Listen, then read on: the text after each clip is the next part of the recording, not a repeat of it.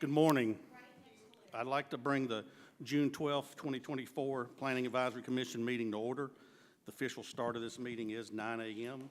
Would you please rise for the Pledge of Allegiance to the flag of the United States of America? I pledge allegiance to the flag of the United States of America and to the republic for which it stands, one nation, under God, indivisible, with liberty and justice for all.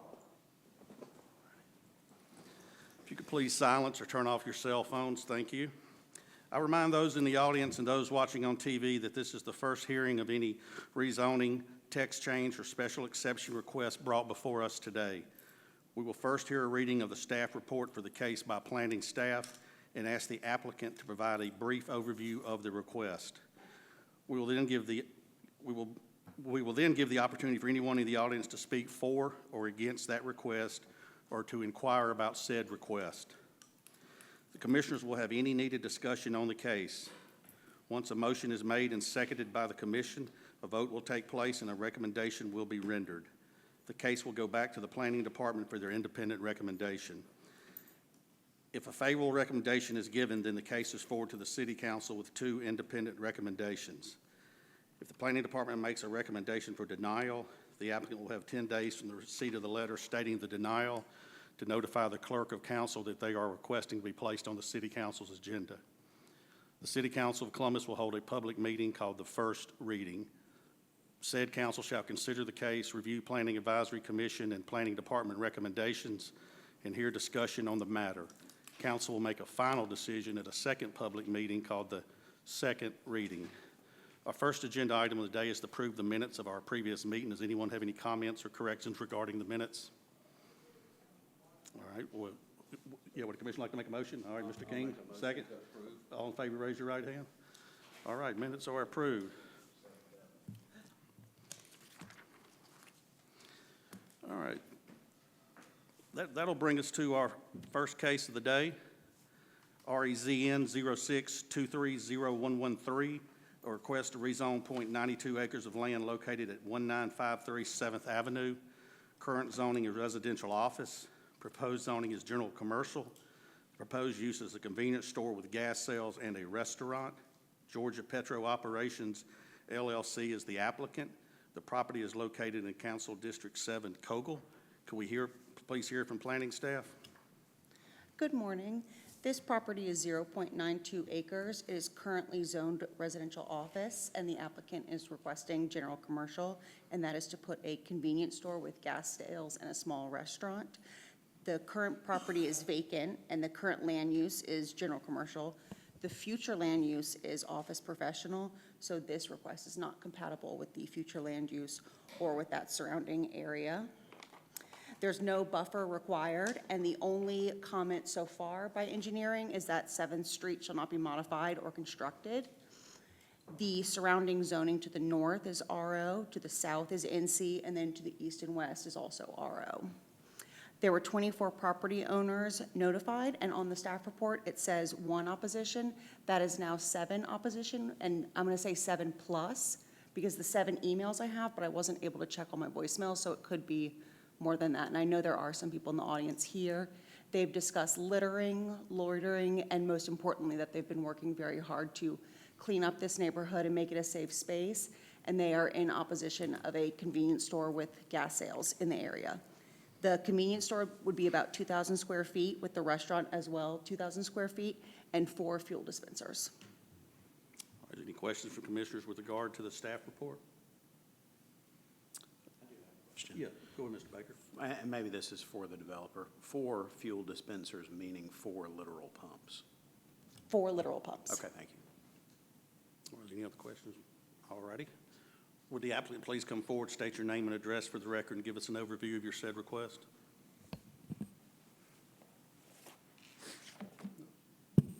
Good morning. My name is Austin Gibson. I'm here on behalf of Georgia Petro Operations, LLC. And before I get started, I did want to acknowledge and just give my appreciation for you guys having this special called meeting for us.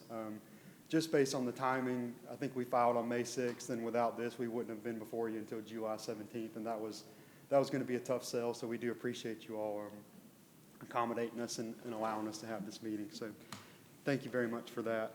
But we are here today to look at a rezoning for 1953 7th Avenue. And what you have here is it's at the corner of Hamilton Road, Tarbleton Road, and kind of right there across the street from the medical center. And so what you've got is you've got doctor's offices on, if you're just looking at this picture here, doctor's offices on the right, and then behind it to the north there, and then you have the Ronald McDonald House there to the east. As the staff report mentioned, it's currently zoned RO. It's been vacant for a fairly significant amount of time, is my understanding. And the proposed use that we like is a gas station with, with fuel cells, a convenience store, but then also a little difference with a fast casual sit-down type restaurant involved as well.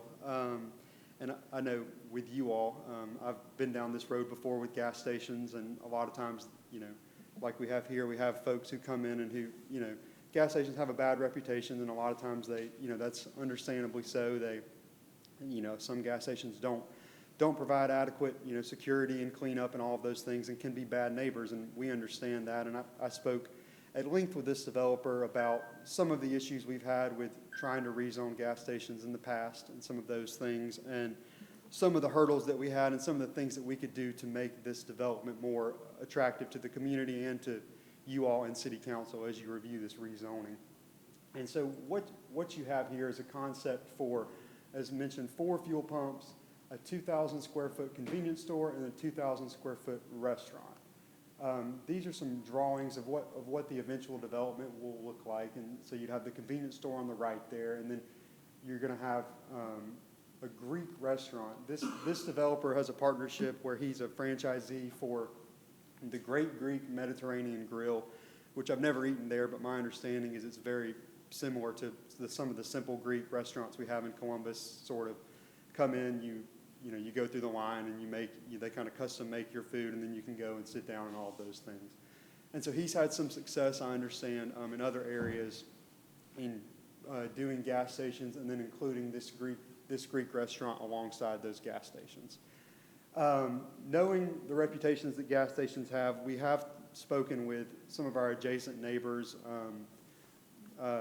including the 2 doctor's offices and the Ronald McDonald House, and none of them, provided any opposition, at least at that time. I don't know if Morgan may have heard something from them, but we've not heard anything negative from our direct neighbors. Some of the feedback we got from Piedmont was, it'd be nice to have some cleaner, healthier eating options nearby, so our people, somewhat in walking distance. Obviously, you'd have to cross a pretty busy street right there, so I don't know how feasible that is, but they expressed some interest in having a restaurant of that type and quality across the street, and they think that their employees and people visiting the hospital would patronize that building.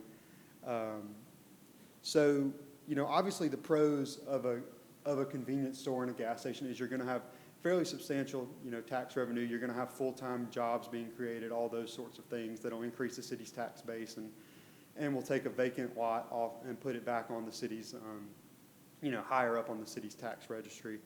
Of course, some of the cons you have with gas stations are some of the things we've talked about, these reputational things and some of those. And so what this developer has come forward and is willing to do, two conditions that he's ready to agree to here on the front end would be, 1, limiting the hours of operation where it's not going to be a 24-hour convenience store, somewhere in the 5 or 6 a.m. to 10 or 11 p.m. range would be what he'd be looking for, and we can narrow that down how we need to. And then the other thing, which I know, speaking with Councilor Kogel, who's in this district, one of her major concerns and something that she was really pleased with what we were bringing to the table, is he's willing to also forego any bingo, lotto, or not lotto, but bingo gambling machines, all of those sorts of things. So he would not put any, he'd agree to a condition to prohibit any of those gambling type bingo machines, the slot machine type things in this development. And so ultimately, I understand concerns with gas stations. I understand that, no one wants a gas station necessarily in their backyard. But I do think one key thing to keep in mind is this property it has neighbors obviously on either side, but it's also entirely, on its own, blocked off between roads and all of those things. So it's not you know, sometimes we have a gas station that abuts right up next to a residential property or somebody's living right next to it. That's not the case here.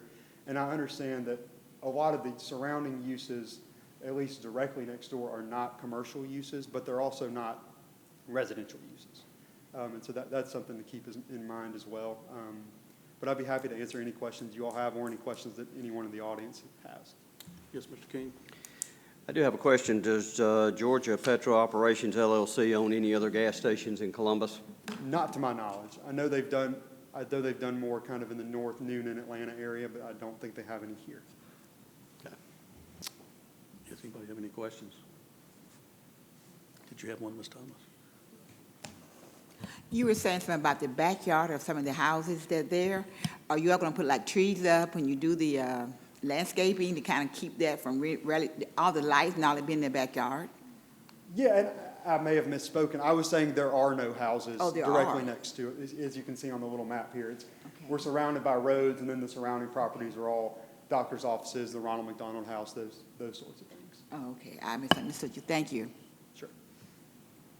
Does anyone else have any questions for the applicant? All right. I Yeah, have one sorry. more. But so you have talked to Piedmont. I mean, Piedmont was in high opposition to converting a bank into a gas station at one time. Right, and I don't mean to suggest that we've talked to the decision makers at Piedmont. Okay. But we've talked with some of the doctors and nurses and things, just kind of generally speaking, what do you think about this? So no one with authority to speak on behalf of Piedmont has said one way or the other whether they support it or not. Yeah, thank you for clarifying that. You know, you mentioned you weren't going to have gambling machines, but you will have lottery, correct? As I understand it, yes, Okay. sir. All right. Is there anybody in the audience like to speak in favor of this request? Is there anybody in this audience like to speak against this request? Yes, sir. Please come to the podium, state your name and address for the record.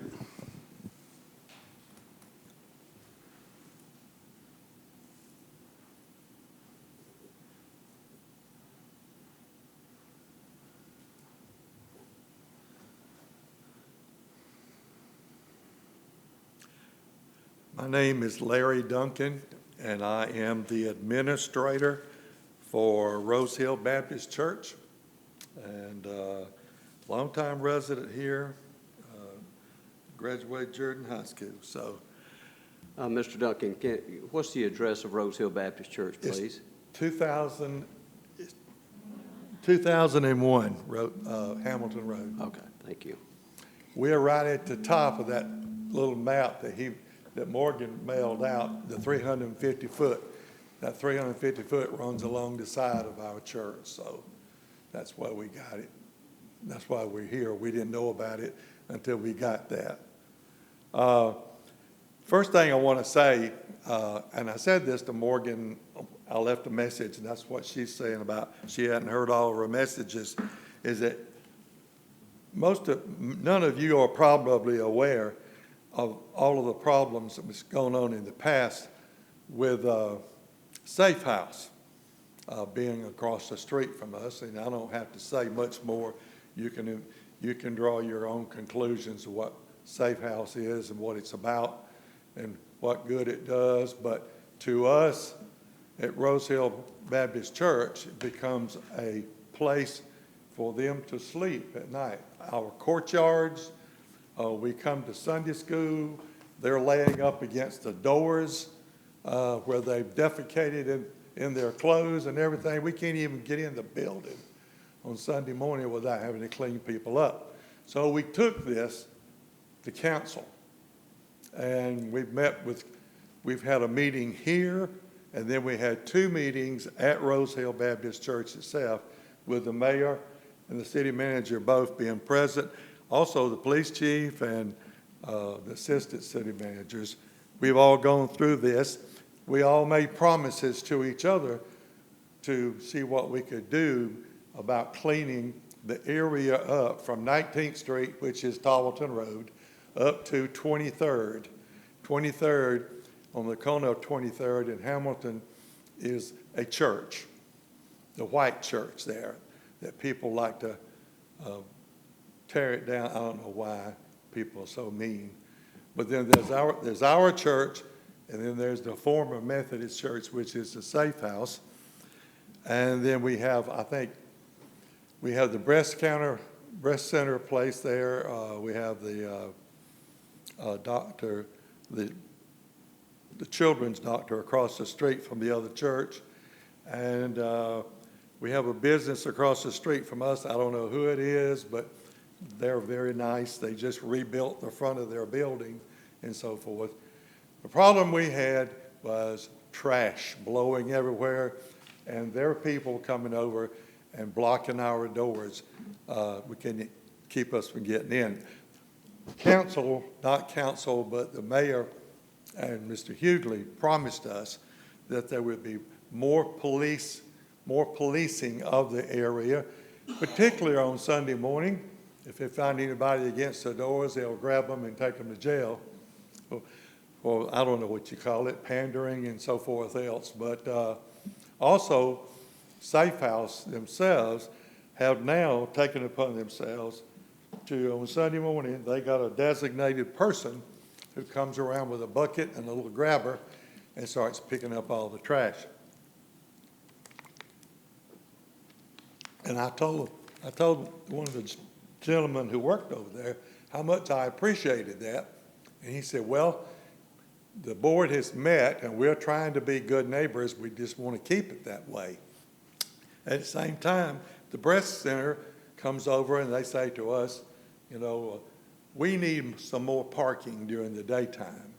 And we said, feel free to use our parking during the working hours. And they said, feel free to use our parking, you know, during other times and so forth. We're trying to get a coalition of people. We call that the Rose Hill Center.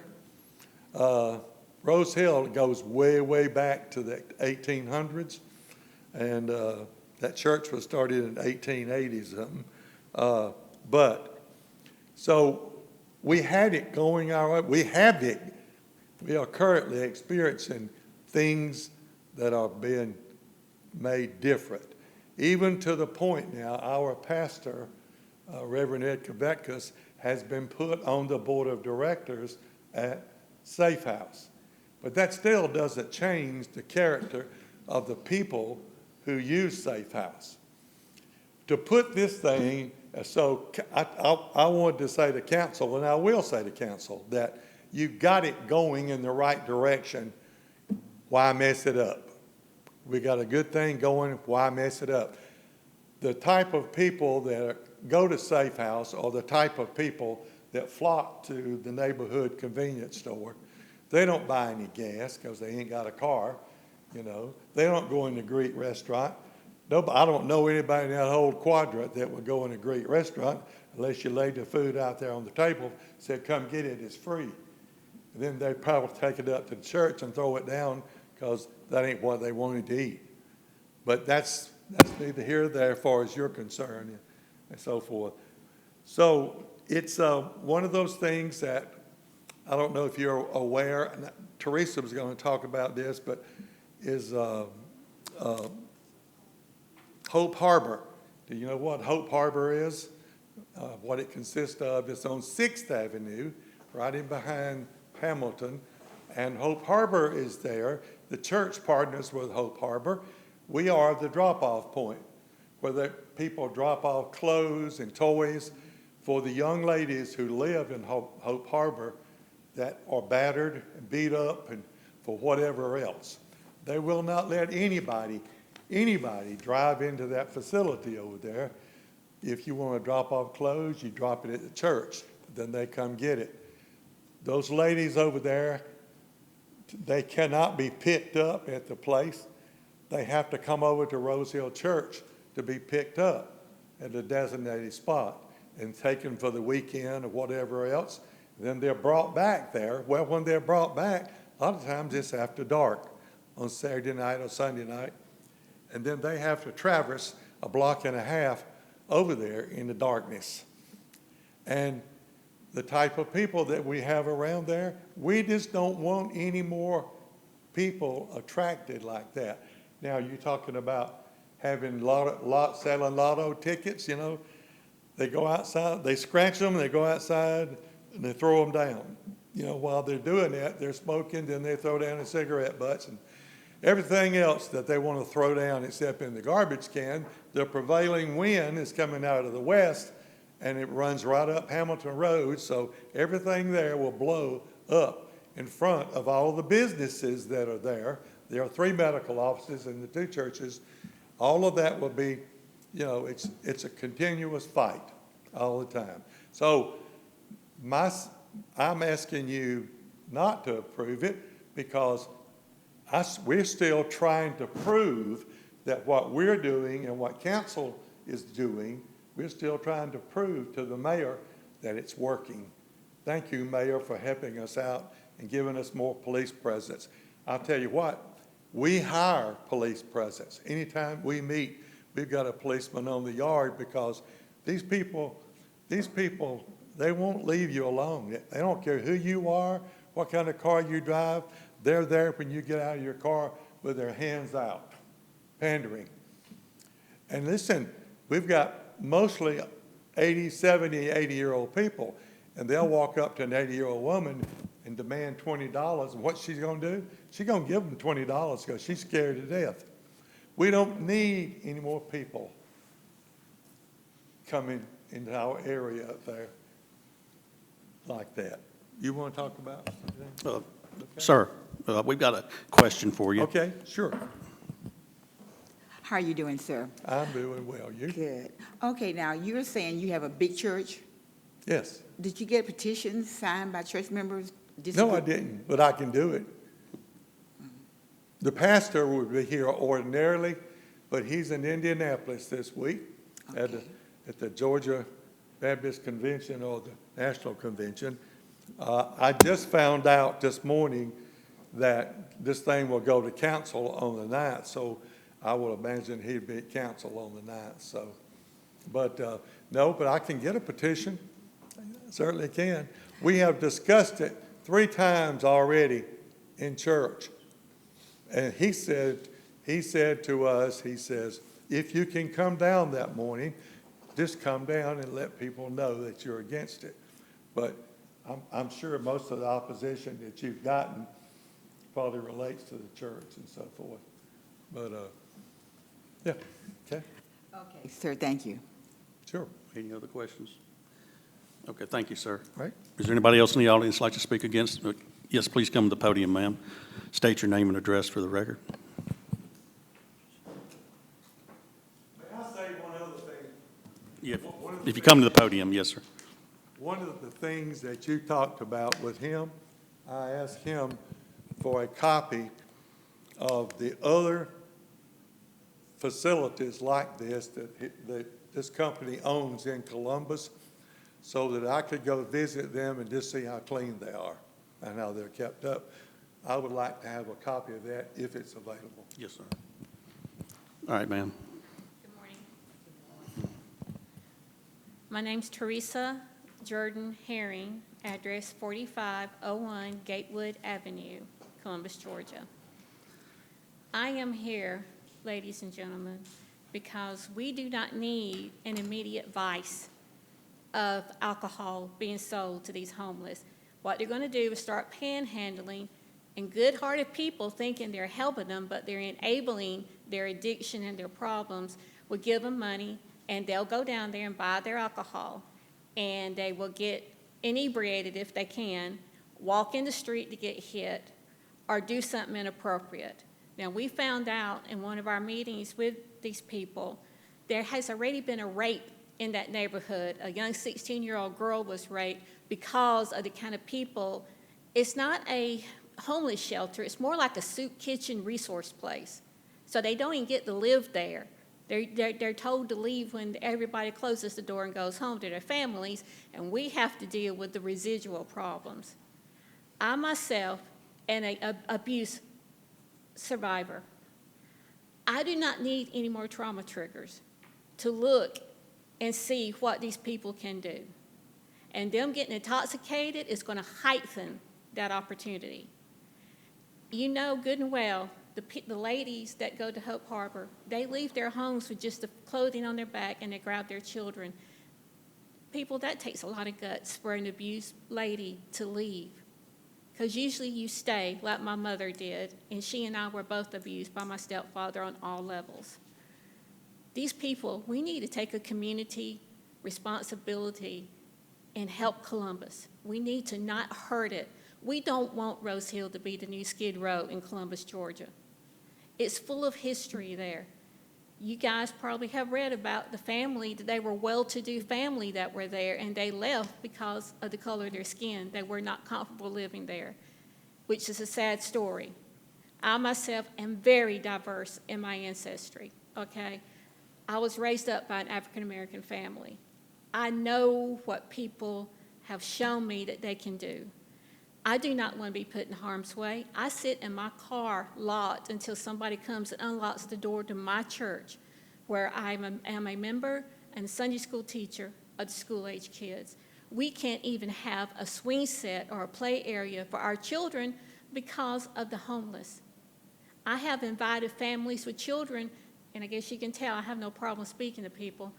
I was having lunch with my sister was somewhere, and they had a baby. I remember the baby's name was Amir. I handed them my church card and said, please come. I would love for your baby to be my Sunday school student. The next thing they said, is that the church across from the safe house? They never showed. We do not need to give these people another availability of vice, because alcoholics will use that to get their strength up and to hide behind it to hurt somebody. And we need to do community responsibility and keep everyone safe. You know, this Greek restaurant would probably fare better off in another section of town, okay? Rose Hill area is not a place for a gas station, and it's not for a Greek restaurant. There are other places that people love Greek food, and I would love for this gentleman that wants to do this to find another spot in Columbus, Georgia, just not close to my church. Because what they're going to do is get drunk, go to sleep on my doorsteps of my church, and be in the way. Our children that do, the few that go there, are scared to death of them. I really ask of you, please do not approve this. Get the gentleman to find some other area. Maybe you guys can help him with an area, but there's too many close by gas stations just right up on Tobbleton Road. And I can tell you, I have to watch because they cross the street constantly there to not hit them. These homeless just take their time in the streets. When I go to church, I have to sit there and wait for them to cross the street. We do not need to put them in danger. Don't give them availability to get that vice. Let them not have that vice just right within their walking distance. Please, guys, do not approve this, not at Rose Hill. Find some other place that's going to be more profitable than that. Thank you. Thank you. Wait, ma'am, I think we have a question for you. Okay. How are you doing? Hi. Okay, now, you're saying that there are police security. I think I heard the gentleman said. What time are they securing your church when you were there? Whenever we're there, yes, ma'am. When we are there on Sunday mornings, and when on Sunday nights, once a month, we do a movie showing of The Chosen. We show an episode there, and our church members are there. Then we have Wednesday night service and choir practice. I'm a member of the choir there on Wednesdays. But my church, to protect us, because us ladies, all of us, we're too scared to be in there by ourselves. And I can't get my husband to go to church, but I can tell you what will happen. If something happened to me, it would not be a pretty sight if my husband gets emotionally involved. We need, you know, everybody just needs to be more careful of where they plan to put things. Well, I know a lot of churches have officers on duty doing church services and different events. And Well, unfortunately, Gloria, they do that because their church is full and they have to have it for traffic control. Okay. Our church is a big, beautiful, historic building, but it's full of geriatric people, and it's not a lot of young people there. When we do have a lot of people, our church does pay for extra security. Okay? But we have them there for when we're there. It's not for traffic control, it's to protect us. Right. Okay, then. Thank you so much. Yes, Mr. King. I do have a question. I know a large percentage of the homeless can be destructive and, you know, not taking care of themselves. When the ones that do want to come to your church, do you welcome them? Yes, sir. If they want to come to church service, that's just it, Mr. King. They don't want to come to church service, or they would go down to the House of Mercy and get some real help. They just want to come in for free food. Okay. When we had on Mother's Day, we have a breakfast for the moms there. One of them came in, they got them something to eat. There was no problem with that, you know. But she went out and told 20 more of her friends, and they started coming in. And they don't stay for church. They get what they can get of food, and then they leave. They're not there to see church or to hear the word of God. They're there to get what they can get free. Gotcha. You know, whenever they shut down Milledgeville and other facilities like that, somebody didn't have the forethought to think of where these people are going to go. You know, their families can't take care of them, or they wouldn't have been put in this kind of a place. Someone needs to figure something out. How many of the homeless, and I know there's a lot here in Columbus, how many of them are mental? How many of them just don't want to work, or they can't work because they don't have the education? We need to be planning more of really great paying companies come into Columbus. And if our people's education level is not there, stop using that as an excuse. Start remedial classes so these people can get caught up and help themselves. Give them a hand up, not a handout. That's what we need to do. Thank you. Thank you. Is there any other questions? Yes. So are we aware if there's alcohol that's going to be served in the restaurant or in the gas station? The gas station, if it's within, if the church is beyond 300 feet, then they are permitted to sell. And I don't think that's just the restaurant. I think it's the store itself, too, can sell beer and wine. That is correct. I think that your map showed the church being at 350 feet, not off the line. All the alcohol permits and licenses go through the finance department, so they would be the final determinant of that distance, because I believe it's door to door, not property line to property line. And I've already had a run-in with one of them. They came downstairs to our assembly for Sunday school. He kept coming toward me. Of course, I had to call the police down to, come down and get him. Yes, Mr. Baker? Morgan, you said that this is, just to clarify, this is incompatible with existing land uses or with future, remind me of that. Correct, yes. The future land use is office professional. Okay. I'll make a motion. All right, any other questions? Thank you, ma'am. Is there anyone else like to speak against this request? All right, is there any other additional discussion among commissioners? Would the commissioner like to make a motion? Yes, Mr. Baker? I will. For RAZN 06230113, a request to rezone .92 acres of land located at 1953 7th Avenue. The purview of this committee is, all of these things matter, but ultimately, this is also about what is compatible with existing and future land uses, and we have already heard that this is not compatible with existing and future land uses, and I think we should take that into consideration too. So I move that we reject this rezoning. Do I get a second? All those in favor of rejection, raise your right hand. All right, thank you. Yeah, is there any other news for us, Morgan, that we need to know about? Our next meeting will possibly be July 17th, and it may be in the Civic Center Hospitality Room. I'll keep y'all up to date. We will not have council chambers in July at all, so everything is going to be change of venue. All right. So I'll keep y'all updated, and we do have one new member, so We welcome. do welcome to the commission. Yes, ma'am, glad to have you. All right, anything else? All right, would the commissioner like to make a motion to adjourn? All right, second, all those in favor, raise your right hand. We are adjourned, thank you.